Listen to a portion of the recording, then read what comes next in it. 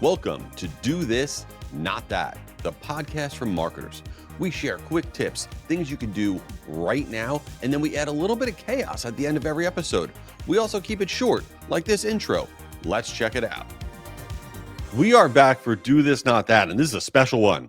We got one of the people on this planet who said, who could you have on the show? You pick anybody. This is who I'd pick. It's true. Don't tell my wife because I should pick her first, but no, I want Yamini. Who's Yamini? Who's Yamini Rangan? She is the CEO of HubSpot. You know her. And if you don't know HubSpot, that's epically weird, but I'll give you the quick rundown. Okay. HubSpot is the global CRM powerhouse, helping millions of people, over 250,000 customers in 135 countries. It's not just listed as like the best place to work and all this stuff. And Yamini has not only helped this thing grow like massively, leading the charge, but I'm not just saying this because Yamini's here. It has to have the best corporate culture on the planet, the best community vibes. I don't know of another brand where people feel so connected to this thing. And I love all things HubSpot. So Yamini, thank you for being here. I think we can end the show right there. That was perfect. But thank you, Jay, for having me. And we've been huge fans. You add so much to our community. Our community of marketers learn from you so much. So it is an absolute delight to be on the show with you. Wow, that's amazing. I'm going to clip that and use that. I'm going to get a tattoo of that. All right. So before we get into all this work stuff, I wanted to bring something up because you and I have gone through a similar life moment recently. We both dropped off our sons at college, and I don't know about you, but this has been like total. I wasn't fully prepared. How are you handling it? Are you doing well? How are all things going? Oh my God, I know. I do.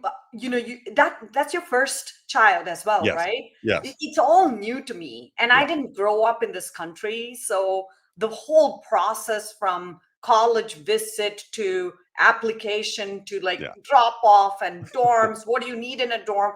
I like over ordered everything, and I and when we went into the dorm, it was like 3 people, and they were like, Yeah. take everything back because there's no room for anything. So Right. this whole process has been like new, and I've been discovering this whole process. But look, it's like it's exciting and emotional at the same time. There was this moment where we literally said bye and to my son when we dropped him off, and he is never emotional, but he looked like he had a half a tear. And then my dam like broke, and I was like, I could not. Yeah. I literally could not even stop it. And I think all the way from drop off to when we were driving to the airport, as absolute basket case, my husband was a basket case, Yeah. and we both were like, it was just an emotional moment. And then you turn around, you're like, okay, now 2 weeks later, there is inbound, so let's go. So I think like it's really hard to kind of pause for life moments like that while you're doing things. And we still pass his room, and we're like, oh my God, he's not there. And but it's also exciting to Yes. launch an adult and hopefully Yes. a good human being, and see him like take off and thrive in a new environment, make new friends, and figure out his passion. So yeah, it's all in one.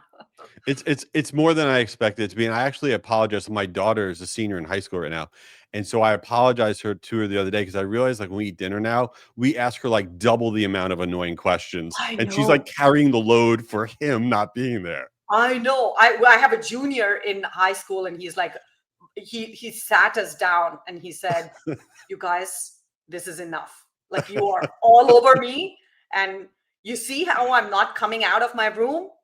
It's because you're all over me. Just back off. And we were like, okay. Right. I know. It's like you don't even realize, oh, wait a minute.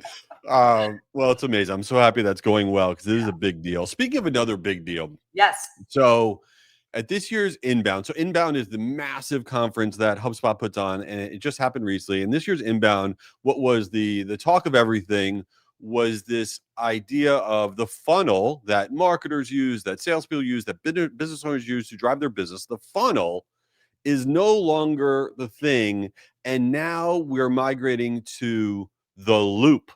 Okay, so What's going on here? Is the funnel dead? What's happening? Well, I think the funnel is still the funnel, but the point we were trying to make is the shape of the funnel and what you do to progress the different stages within the funnel is changing really, really dramatically. And Jay, I mean, you followed all of this, but even Mhm. for us who live and breathe, marketing every single day, if you just pause and kind of like reflect on how much change we have seen in the last like 18 months, it's pretty dramatic. And think about this, at the top of the funnel, we typically call this as awareness. And the awareness, was always built on get your brand name out and get people to come and visit your website. And now it's absolutely not that. It is be where your customers are. And your customers are listening to podcasts like your podcast, Jay. They're on social, on Insta, on LinkedIn, on YouTube, and they are reading email newsletters. So I think where awareness is has completely changed and it's actually dispersed to where the customers are. And then if you look at the consideration phase, what we're seeing is that it's a lot fewer clicks coming into your website. It used to be that marketers were obsessed about the volume of traffic that's coming to the website, and that has dramatically changed with AI overviews. AI overviews are now giving answers. And so this is like a stat that I saw last week, which is 8 out of 10 Google searches end up with no click. I mean, Okay. that is massive. That Yeah. is like absolutely massive, where 8 out of 10 clicks are not ending in search, which means, if you just have the content and you're waiting and optimizing for website traffic, it's just not going to work. So the middle of the funnel in terms of consideration where people come to your website, that has actually compressed quite a bit. And then the bottom of the funnel, which used to be the hardest thing, which is conversion. How do you take someone who is looking at your brand, your product, your solution, and convert them into the customer? Well, you can now use AI and you can actually have very hyper personalized conversations to drive much better conversion. So if you step back, marketing has changed dramatically. And we think that there is a need for a completely new playbook, which is what we launched at Inbound, the conference we had about a month ago. So, okay, so I'm listening, I'm out there and I'm a marketing manager, a small business owner, whatever I am. And I'm like, okay, I got to change around my idea of the funnel, but here I am trying to figure out, do I have the right content piece? I made this PDF, I made Yeah. this report, I want to use this thing and get a boatload of leads. Is on a very basic level, does our content need to change or is it just how we are distributing our content? Like, what do we have to do if we're living and breathing this every day? Yeah, yeah, I think that's such a really important and specific question. If you are in marketing, the first thing is the type of content that you are building does need to change, and where you distribute that content needs to change. So those are the two things. And talk about the type of the content. Now, we all optimize the heck out of SEO, which is Yeah. search engine optimization. And the average number of words in a Google search is 5.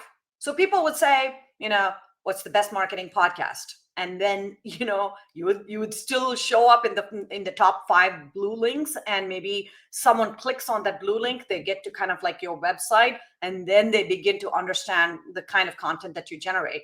Well, that is not enough. Now people are asking really specific questions, and the average number of words in an LLM question is 23. So they're Wow. not saying, give me the best marketing podcast. It's like, I am trying to learn about very specific areas of marketing, like content marketing, and I want to use AI better. What should I do and who should I listen to? And that's a very, very different kind of approach. And so what I tell content marketeers is that content is more important than ever, but specific content with better citations, with better quotations, with better, more focused case studies, and that can answer people's questions are going to be more important. And so content is changing pretty dramatically, but it's how you use that content.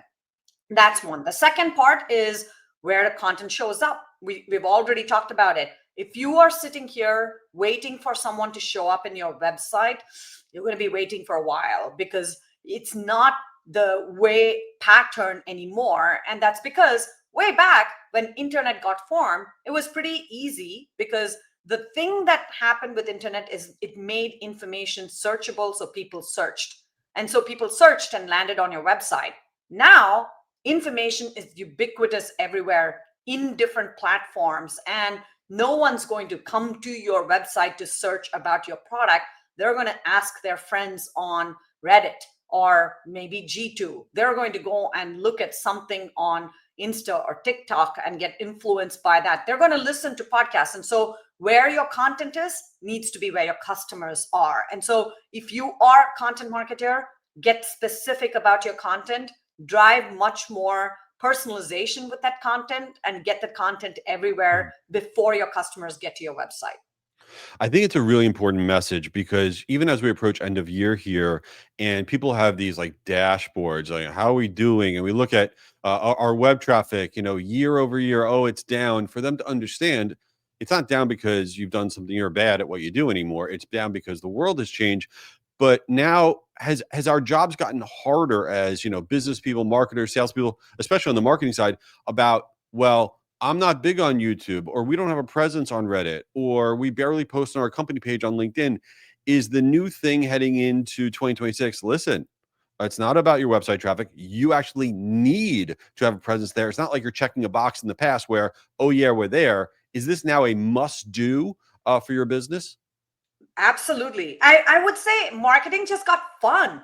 The last like 5 years, if you actually, talk to marketers, almost everything that you do was just incremental. You got like point, 0.05% improvement in conversion. You got like, some small incremental gain. I think now it's a completely new playbook. And if I were a marketer, I'd be like, okay, let's reinvent almost everything, because the faster you move, the bigger the gains and advantage you will get for your company. So I do think that it is a pretty, fun moment for marketers. You do have to reinvent though. You cannot like wait for, someone to get to, your page, or wait there. Though, there's something interesting, Jay, about the channels that are beginning to work now. We've talked about it.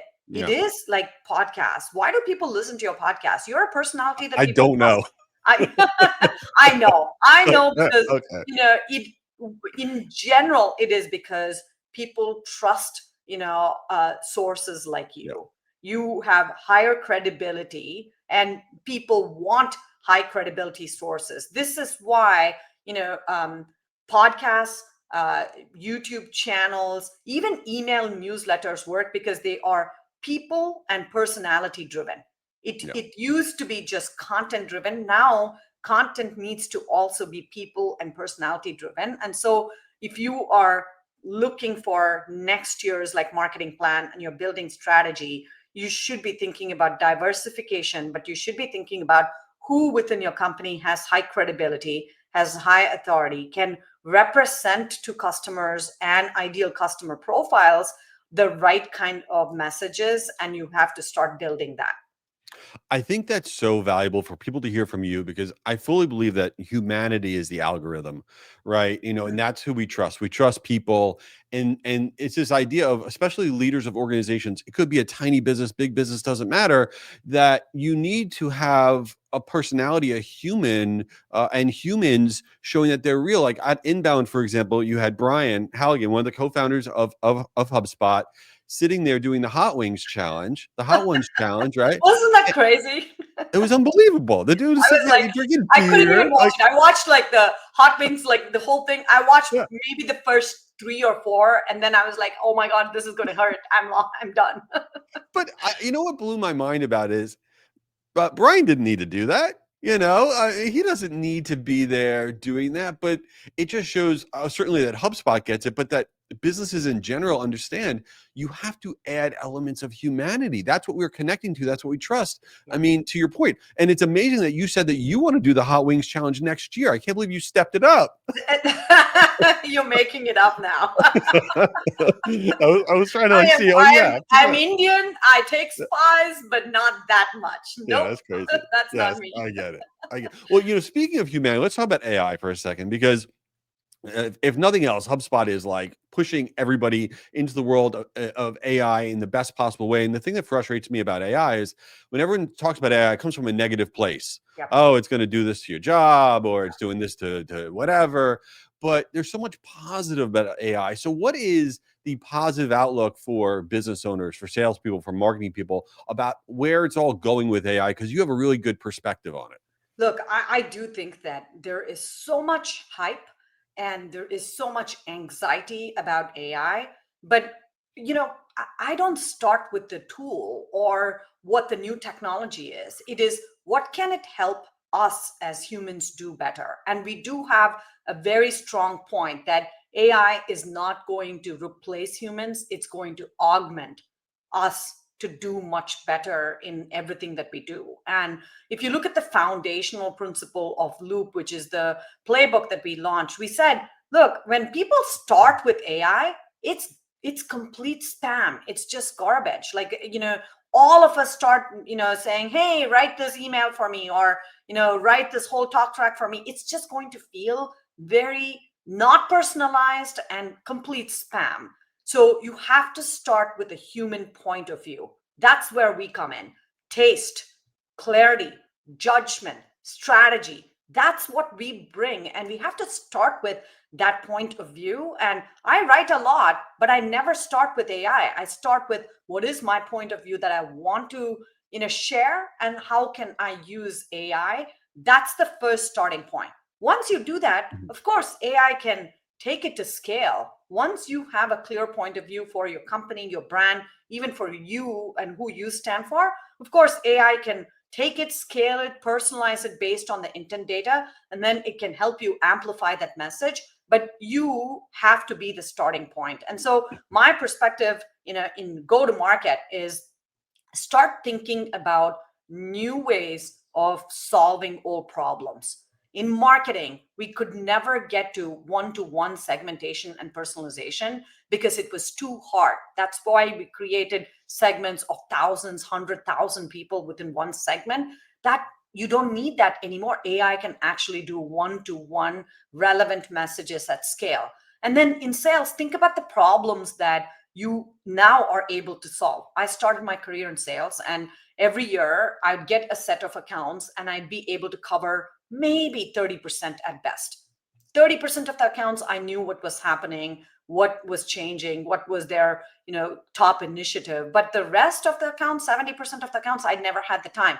AI can help you do that. So I look at AI not as, oh my God, there's hype, we need to go after it, but think about the job that you're doing and think about where AI can help. And look, our clear point of view is that it starts with human strategy, creativity point of view, and then you can bring in AI to help with the scale, speed, and execution. Well, I know that you don't use AI to write your posts because I've never seen an M dash in your post. This whole M dash thing is so funny because I'm like illiterate. I don't even know how to use an M dash. So now that we're like, you're not really supposed to use it because it's like what AI gives you back. I'm so happy because I don't know how to use it anyway. I do use AI for writing, but Yeah. I clearly have instructions for my AI, which is, don't give me M dash. Sometimes I'm like, Right. I've already told you not to give me Right. M dash, and it'll be like, okay, sorry, let me rewrite this for you. Right. I don't get it. Like, what is going on with the M dash? It's Yes, so funny to me. yes. All right. So you're doing all this stuff, AI, you're doing all the stuff with HubSpot, but in your free time, do you like have like hobbies? Do you play pickleball or tennis or know an instrument? Like, what are you doing when you're doing other stuff? So, okay, you will appreciate this. So, for the longest time, people be like, "What are your hobbies?" Yeah. And it would drive me crazy because I have none. I mean, I'm super dedicated mom. I have two boys, 18 Yes. and 16, and Mostly when they were young, I just kept them alive and safe and healthy. And I was like running around making sure they're Right. not like getting into some dangerous zone. Right. And, and then I focused on work. And Yeah. look, I do think that I used to feel really bad because I'd be like, people come in and say, I played this round of golf here, or Yeah. I went to this thing and I'm like really good at playing music. And I'm like, where do you have the time? I kind of said very early on, I'm going to be a really present mom, Yeah. and I'm going to be really good at anything that I do at work. And back then it was not an ambition to get to, the C-suite. It was like, I want to be the best at whatever I do. Yeah. And I kind of like Mhm. more so just focused on those two things, which meant that I didn't have time to kind of build incredible hobbies. And at some point in my life I will. It means that I do have other interests. I love gardening, but sometimes I kill plants. I love yoga and meditation, but I'm still practicing my shoulder stand. So I'm kind of like novice to intermediate level in many things that help keep my life grounded. But I just had time for work and my kids and being a decent human being and a good friend. And that's life. Well, I'm with you 100%. And I'm also a plant killer. I got to work on that. During COVID, you couldn't go anywhere. So we got like all these plants. We're going to like grow our own vegetables and stuff. And I think I started like the fourth sequel to Jurassic Park because like after like 2 weeks, we're like, I don't even want to go and deal. It's gross. Like the whole thing was gross. Yeah. So, Yeah. I mean, I've killed plenty. I do have a little vegetable patch, and that's my passion. And I'm well, like that's good. always going there. And like, there was a last batch of like tomatoes in the last couple of weeks. And I was like happy for it. But then there were also things that I'd killed, Yeah. in the side. So Yes. All right. Well, we'll do another episode about planting tips, and it'll probably no one will listen because like they no don't know one, what they're talking about. no one will Clearly, listen. no one will believe They it. should not listen to me. No, me neither. But everyone should follow Yamini on LinkedIn. We're gonna put all in the show notes. And if there's a human being on this planet that doesn't know HubSpot, I'm not just saying this. It's the most incredible company, and they also put out the most incredible content. The HubSpot Media Network is bananas. I love it all. So, Yamini, you're wonderful. Thanks for everything that you do for this amazing community that you're leading, and it's just an honor to have had you on the show.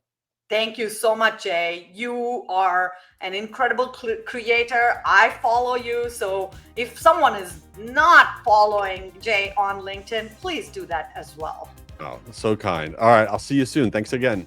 Thank you. You did it. You made it to the end. But wait, the party is not over. Listen, I want to keep hanging out. Subscribe to this podcast. And if it wasn't the worst podcast you've ever listened to, give it a 5-star review. Why not? But you know what? I want to do even more with you. Go to gurumediahub.com and we can partner there. You can find out about all of our free events, all of our stuff.